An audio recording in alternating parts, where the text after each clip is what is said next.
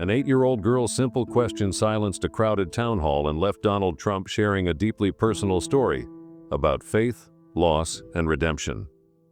What happened next moved everyone to tears. The usual hum of a bustling town hall in Des Moines, Iowa, faded as the evening grew quiet. Chairs were neatly arranged around a modest podium where Donald Trump stood, his recognizable stature filling the room. His familiar gestures and orange-tinted complexion had always been a fixture at rallies, but tonight, there was a subtle shift in his demeanor. The audience, a mix of local residents, families, and retirees, was eager to hear him speak. But there was one person in the room who stood out. Her name was Emily, a young girl dressed in a pale yellow dress with lace at the edges. The old leather-bound Bible she clutched to her chest seemed far too large for her small hands, and the soft creases along the pages told a story of its own, a story that began long before she was born. Her mother had whispered to her just before the event, "Emily, if you're brave enough, you can ask him your question. Just make sure you mean it." Emily's heart raced as she tightened her grip on the Bible. She had rehearsed the question 100 times, each word etched deeply into her mind.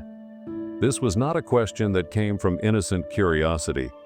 It was a question that had weighed on her for months, keeping her up late at night, scribbling in her notebook, trying to make sense of the world. As the evening wore on, Trump spoke in his usual style, discussing policies, economic successes, and his plans for America. People clapped occasionally, but the energy felt different tonight. It was as if something else was in the air, something beyond the usual rhetoric. Emily sat quietly, clutching her Bible, the weight of her question growing heavier by the minute. Finally, the floor was opened for questions, and Emily's moment had come. Her mother gave her a small nudge, and Emily's legs shook with nervousness. She stood up, trying to steady her breath, and began to walk toward the front. The crowd parted, eyes following her as she approached the microphone, her small frame almost lost in the sea of adults. When it was her turn, Trump glanced down at her.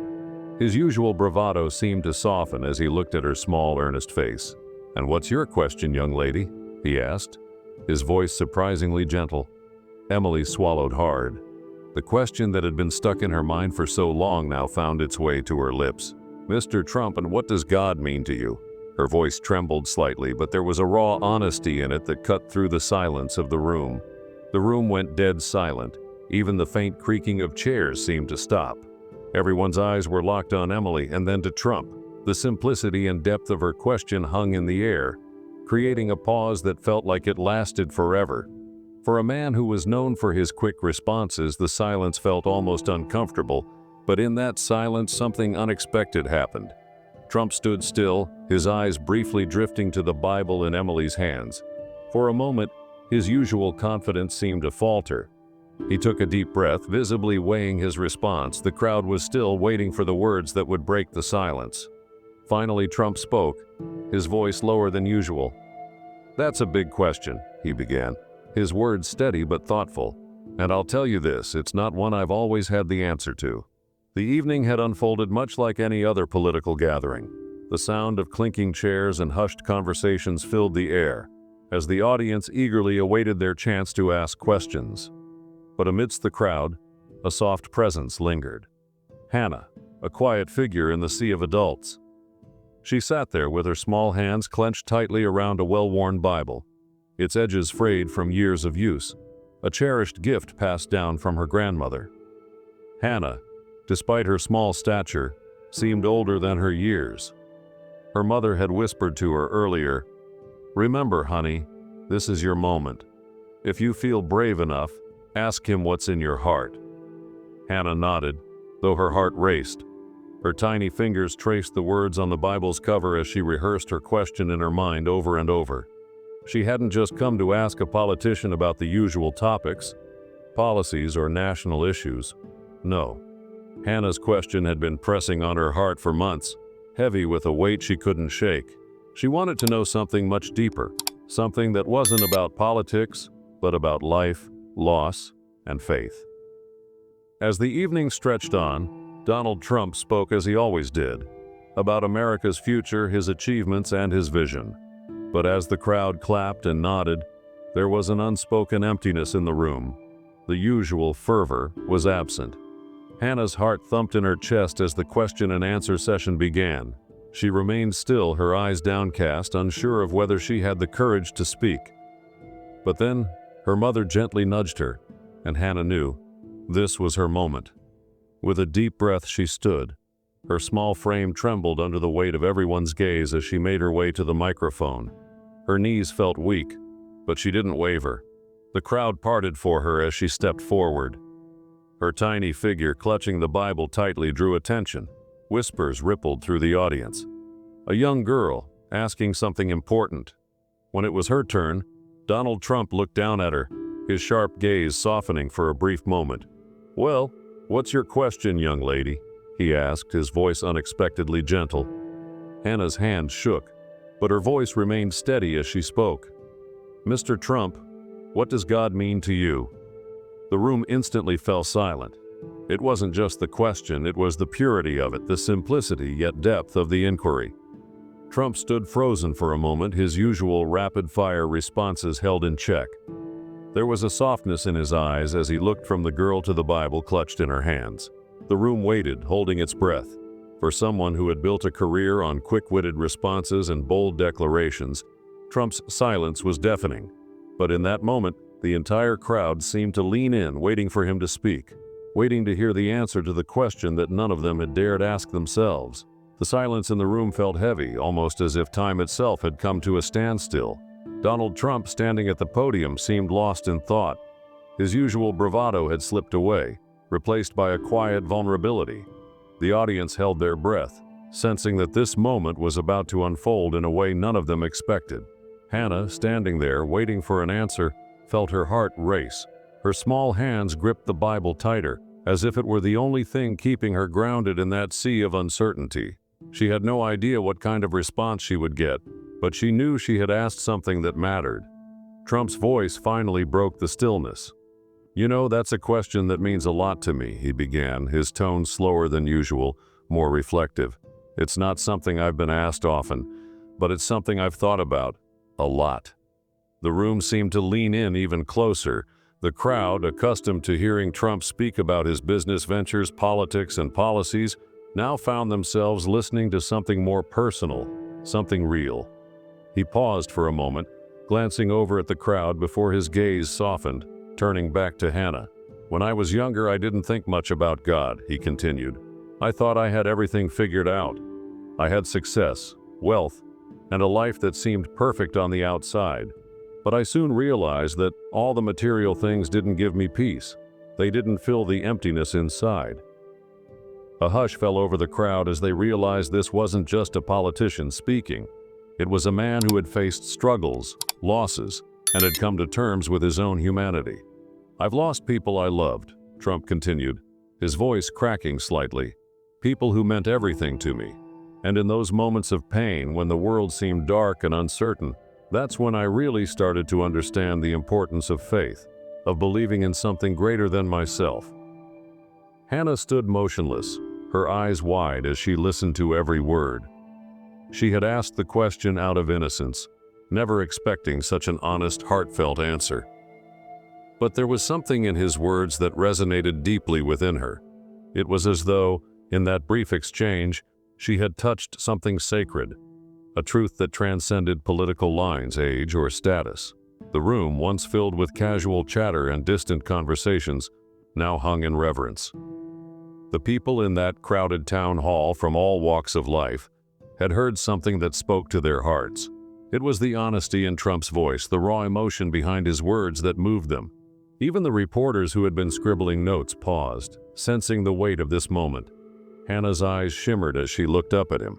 "Did you ever feel lost?" she asked softly, her voice trembling. Trump's expression shifted. It was as if the question had pierced the core of who he was. The man who had faced the world with confidence and resilience now appeared to be confronting a deeper, more vulnerable part of himself. He took a deep breath, steadying himself before answering. "Yes," he said, his voice barely above a whisper. "I've felt lost, many times. But I've learned that in those moments of loss we find our true strength, we find our faith. It's in the darkest times that God can shine the brightest. And trust me, no matter how lost you feel, He's always there, waiting." The room was utterly still. It was as if, for a fleeting moment, everyone in that space, young and old, rich and poor, shared something sacred. A moment of collective humanity, where the struggles of life, the pain of loss, and the hope of redemption united them all. And then, without warning, the tears began to flow. First from the eyes of a few in the front row, and then from others scattered throughout the room. Some were silent, others sobbed quietly, but everyone felt the weight of the moment.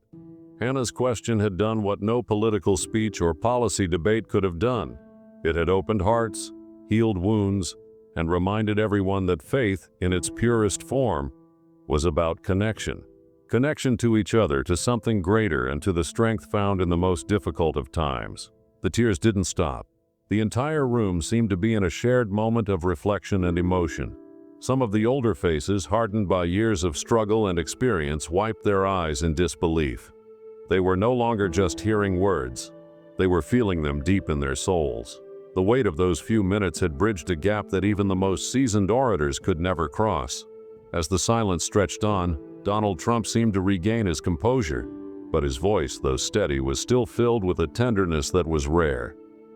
"I think that's the hardest part," he admitted, his gaze drifting slowly across the room. "We spend so much time thinking we have to do it all ourselves, thinking we can control everything, but the truth is we're not meant to do it alone, none of us are." Hannah, still holding the Bible, felt a strange warmth fill her heart. It wasn't the warmth of a bright, sunny day, or the simple comfort of a hug.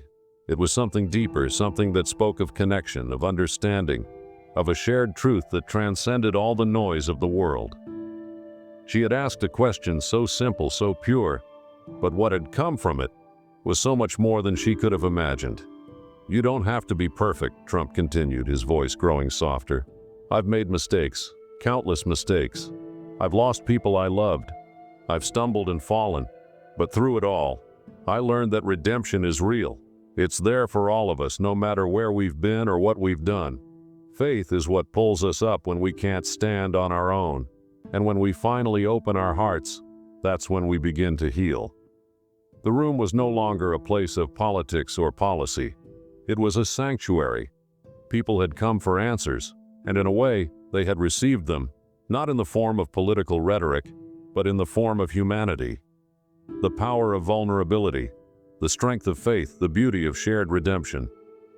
In the back of the room, a man in his 70s sat with his head bowed, his hands clasped tightly together. He had lost his wife to cancer only months ago, and the pain of her absence still gnawed at him every day. He had been to countless town halls, listened to speeches, and heard promises, but none of that had ever moved him like this moment did. For the first time in a long time, he felt something stir inside him. Hope. Next to him, a young mother, tired from the weight of raising 3 children on her own, dabbed at her eyes with a tissue. She had felt isolated, as if her struggles were invisible to the world. But here, in this moment, she saw something that reminded her that she wasn't alone, that faith, even in its simplest form, was a lifeline. In that moment, it was clear that something profound had happened. The political tensions, the divides between right and left had melted away.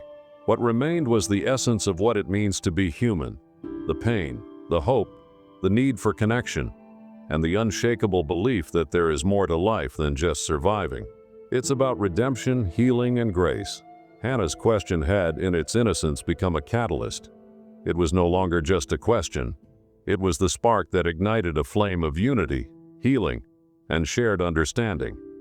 In that room, everyone, regardless of their past, their struggles, or their beliefs, felt a moment of peace, a moment of grace that transcended all the noise and chaos of the world outside.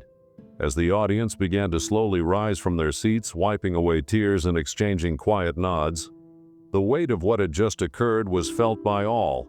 No one was rushing to exit the hall. They were all in a kind of reverence, as though they had witnessed something sacred.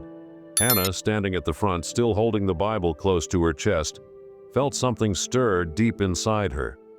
She had been a part of something much bigger than herself, something that she hoped would stay with her and with everyone who had heard that simple question for the rest of their lives. She looked up at Donald Trump once more, her eyes filled with wonder. "Thank you," she whispered. Trump gave her a small smile, his eyes moistening again. No, thank you. You reminded us all of what really matters. And with that, the room filled with applause, not for the politician, but for the humanity, the faith, and the shared moment of redemption that had unfolded in that quiet town hall.